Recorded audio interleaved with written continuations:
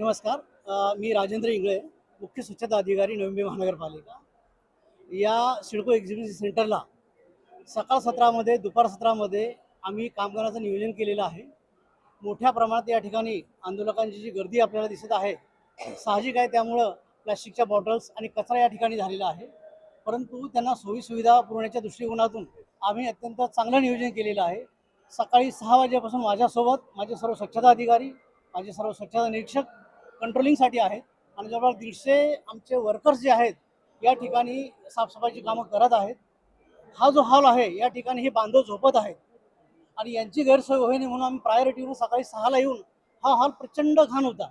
आज तुम्ही पाहाल या ठिकाणी 100% आपण स्वच्छता केलेली आहे आणि यानंतर आम्ही बाहेरचे रोड जो आहोत ते आता टार्गेटिंग स्वच्छ करायला घेतलेले आहे.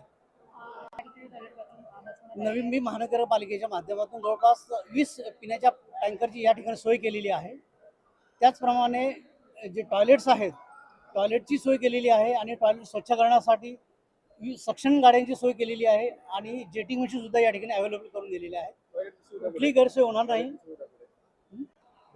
त्यामुळे यांना जास्तीत जास्त सुविधा देण्याचा आपण स्वच्छतेच्या दृष्टीने प्रयत्न करीत आहोत.